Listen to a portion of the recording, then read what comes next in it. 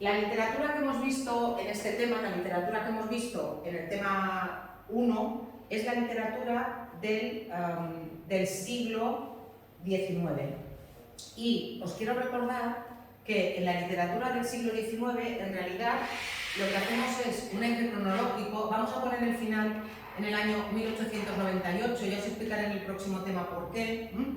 Pero recordad que cuando hablamos del siglo XIX, lo que hacemos es que lo dividimos en dos partes y decimos que la primera mitad del siglo XIX es la época del romanticismo y que la segunda mitad del siglo XIX es la época del realismo. Esto es lo que yo os he contado.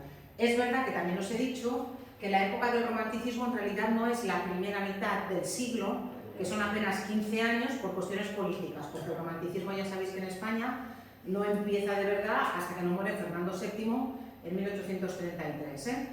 Y también os recuerdo que en la segunda mitad del siglo XIX, es decir, en la época del realismo, hay un rebrote del romanticismo. ¿Lo recordáis?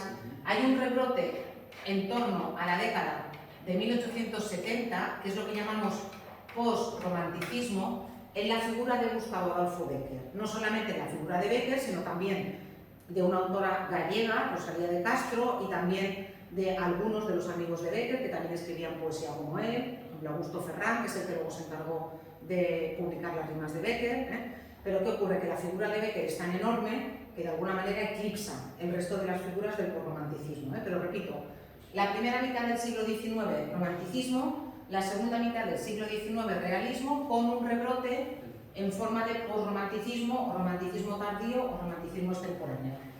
Este cuadro que tenéis aquí os tiene que servir como resumen de cuáles son las características de un movimiento y del otro.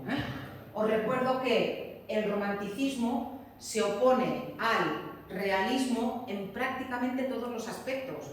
Sin el romanticismo encontramos que el tema fundamental es el propio yo, la subjetividad, el individualismo. En el caso del realismo lo que importa es la realidad que rodea a los personajes, es decir, el mundo exterior.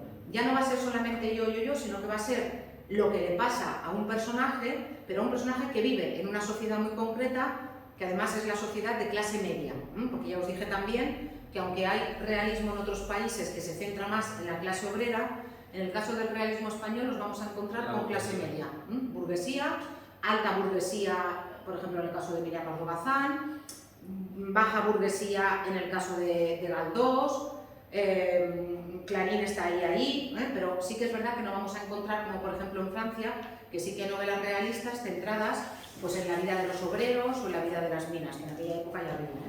En el caso del romanticismo, eso se traduce en que en la desconexión con la realidad. Desconexión con la realidad en el sentido de que las obras del romanticismo son obras que al final son inverosímiles. Al pirata no te lo crees.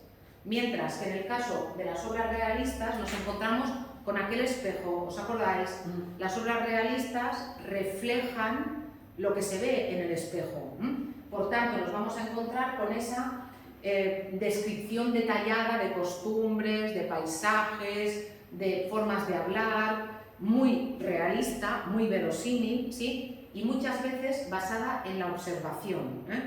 Yo, para explicar cómo funciona una fábrica, si soy una escritora realista, me voy a una fábrica. ¿Sí? Entonces voy a tomar notas y mis obras van a ganar pues justamente en eso, en verosimilitud.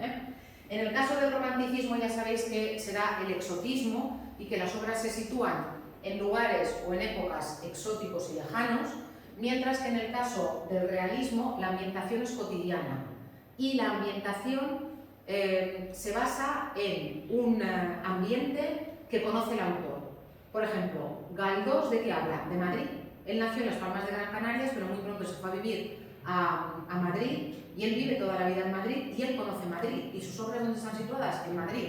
En el caso de Clarín, él vive en Asturias. ¿Y dónde están situadas sus obras? En Asturias. Aunque le cambie el nombre a Oviedo y le ponga Vetusta, lo que está describiendo en la Regenta es Oviedo. Por tanto, cada uno escribe aquello que conoce. En el caso del romanticismo, si lo recordáis, los personajes eran marginales, eran personajes extremos, el pirata, el verdugo, el mendigo. En el caso del realismo nos vamos a encontrar con personajes extraídos de la vida diaria. Y muchas veces, en el caso del realismo, esos personajes de ficción se van a mezclar con personajes que de verdad existieron. De forma que la sensación de verosimilitud es más grande.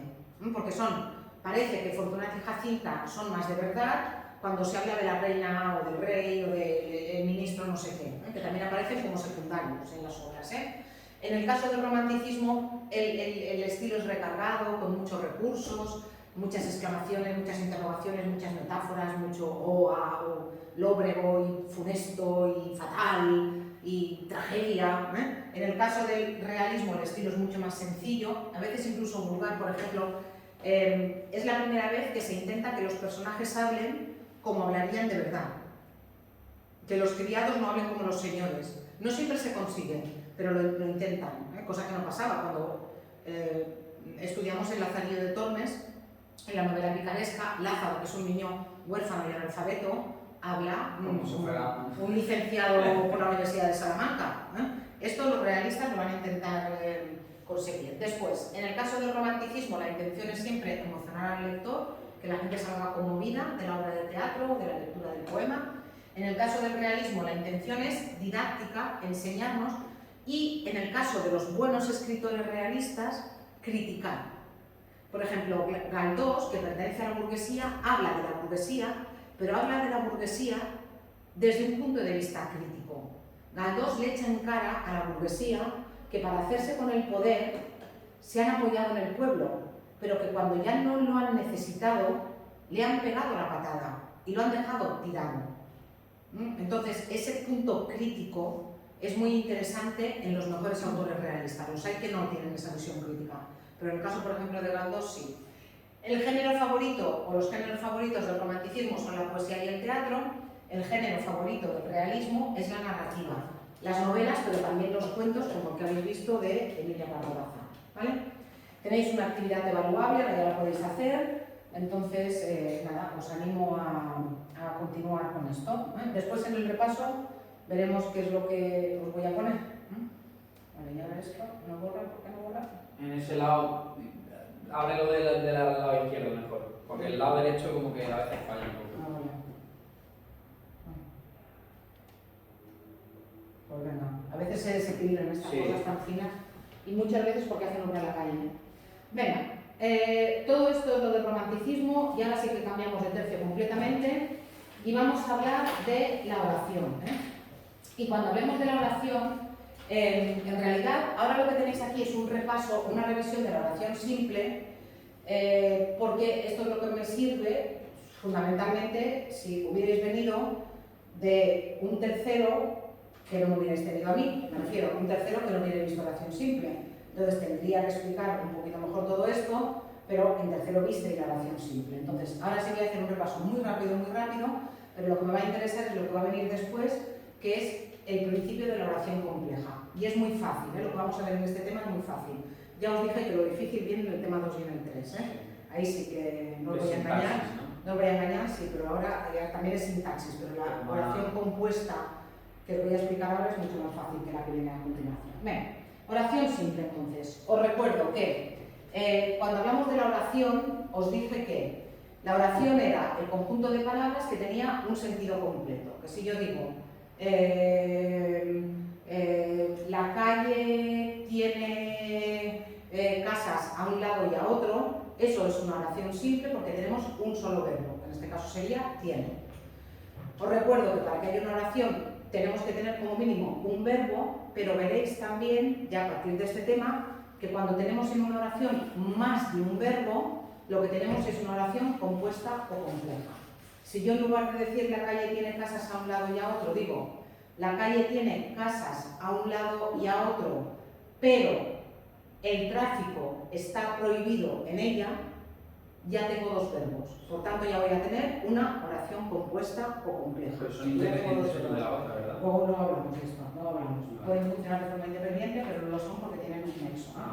Va. Os recuerdo también que la oración, según la actitud del hablante, esto lo vimos, yo creo que esto lo vimos en segundo, no en tercero, que la actitud según la actitud del hablante, la oración según la actitud del hablante puede ser enunciativa, la que informa sobre algo, la mesa tiene 4 patas, interrogativa, la que pregunta algo, ¿qué edad tienes?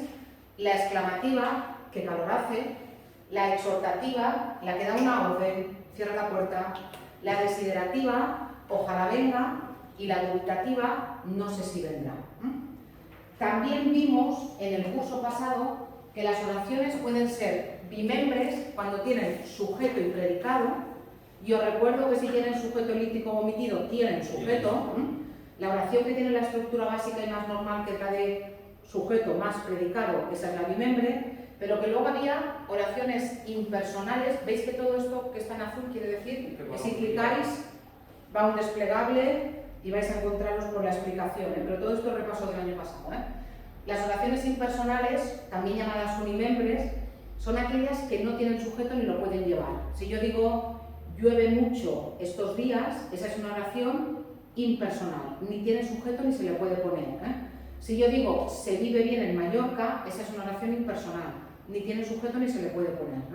Si yo digo hay 3 coches en el aparcamiento, es una oración impersonal porque ni tiene sujeto ni se le puede poner. Si atendemos al tipo de predicado, y con esto acabamos el año pasado, no sé si os acordáis, las oraciones pueden ser copulativas, las que tienen verbos copulativos, ser, estar o parecer, muy bien, y las oraciones predicativas, que son aquellas que tienen cualquier verbo que no es copulativo. Cualquier verbo que no es ser, estar o parecer forma oraciones predicativas. Y las predicativas, si recordáis, las predicativas pueden ser activas o pasivas. Activas, los bomberos apagan el fuego. Pasiva, el fuego fue apagado por los bomberos. Y en el caso de las oraciones activas pueden ser transitivas si tienen complemento directo. Sí. Los bomberos apagan el fuego. Intransitivas si no tienen complemento directo. Me gusta el fútbol. No tiene complemento directo, tiene indirecto pero no tiene directo. Pueden ser recíprocas, ¿os acordáis? Sí, los novios se besan. O pueden ser reflexivas. Yo me lavo los dientes con una pasta antisensibilidad. ¿Vale? ¿Sí? Todo esto es un repaso del año pasado. Igual que es un repaso del año pasado, esto que tenéis aquí de los constituyentes de la oración. Ya sabéis que la oración puede tener sujeto, en el caso de las bimembres todas tienen sujeto, y ya sabéis que el sujeto tiene que ser sí o sí un sintagma nominal. La calle está sucia, la calle sería el sujeto, ¿sí? Los niños salen de clase contentos, los niños sería sujeto. A mí me gusta el pan con chocolate, el pan con chocolate sería sujeto. La tabla esta que teníamos cuando estudiábamos los complementos que te decían las sustituciones, si clicas ahí sale. Pues ahora te lo digo, no lo sé si sale. Acepto todas las cookies. Sí, no tienes tabla. Pero te explica el por qué lo puedes sustituir. Bueno, pero os puedo poner la tabla. Es que esa tabla a mí me va genial. Os la puedo poner. Os pondré un enlace aquí, os pondré un enlace al resumen del año pasado. Os la pongo, no tengo ningún problema. Vale. Después, dentro del predicado, ya sabéis que nos podíamos encontrar con todos estos complementos. Ya sabéis que normalmente no nos los encontrábamos todos y que de hecho hay algunos que son incompatibles. La oración o tiene complemento directo o tiene atributo. Porque si el verbo es copulativo, no puede llevar complemento directo. Entonces, hay algunos que son incompatibles, pero nos podíamos encontrar con el directo, que es el que se sustituía por Lola, los las, el indirecto, que es el que se sustituía por leoles, el circunstancial, los adverbios, que se podía sustituir por aquí, entonces, o así. El atributo para los verbos copulativos, el complemento agente de las oraciones pasivas, el fuego fue apagado por los bomberos. Que siempre va acompañado por el por. Efectivamente. El predicativo, el que respondía como, pero que era un adjetivo. Las niñas salieron contentas. Y después el de régimen, que era el que venía exigido por algunos verbos. Sueño contigo. Sí. O hablan de política, que parece un circunstancial, pero que no es un circunstancial porque no nos indica circunstancias, sino que viene obligado por la oración. Voy así de rápido porque los habéis estudiado todos estos conmigo. Y después también Lo último que hicimos el año pasado es que fuera de la oración nos encontramos con los complementos oracionales y también con el vocativo. Si yo digo, por ejemplo, Juan, el cartero está en la puerta, el sujeto es el cartero, pero Juan sería el vocativo, que es esa parte que yo utilizo, ese sintagma nominal que utilizo para llamar a alguien y que está fuera del sujeto y del predicado. Si yo digo probablemente, mañana hará buen día, ese probablemente que afecta a toda la oración sería un complemento oracional. También en ese caso de los complementos oracionales tendríamos las interjecciones. Ay, el doctor me ha hecho daño. Ese ay, que iría entre signos de exclamación, no forma parte ni del sujeto ni del predicado y sería un complemento oracional. Si necesitáis practicar, bueno, aparte de que os pondré el esquema del año pasado, si necesitáis practicar, mirad todo lo que tenéis. Todo esto que tenéis aquí son ejercicios con soluciones. Son páginas interactivas, además comprobadas. Me refiero a comprobadas porque a veces hay muchas cosas que están muy mal. Si miráis por internet hay muchas cosas de sintaxis. A mí, bueno, ya sabéis a mí que estas cosas de preguntarle al verbo quién o al complemento directo que y tal, ya se me abren las carnes. Entonces, esto que os pongo aquí está muy bien. Esto no es teoría, estos son ejercicios interactivos. Y tenéis explicado qué os vais a encontrar en cada ejercicio. Esto es, por ejemplo, de sujeto y predicado. Esto que es para reconocer el sujeto tenéis 3 ejercicios. Esto es para relacionar sujetos y verbos. Y luego aquí ejercicios de directo, ejercicios de sintagmas. Bueno, en fin, veis aquí que hay clasificación de oraciones. Tenéis ejercicios diferentes. Entonces, si necesitáis repasar o reforzar alguno de los conceptos que vimos en tercero, lo tenéis aquí. Evidentemente no es obligatorio porque esto es un repaso del año pasado. Ahora sí, ahora empezamos con materia nueva, que ya es, nos vamos a meter en las oraciones compuestas, ¿sí? Y me voy a grabar aquí.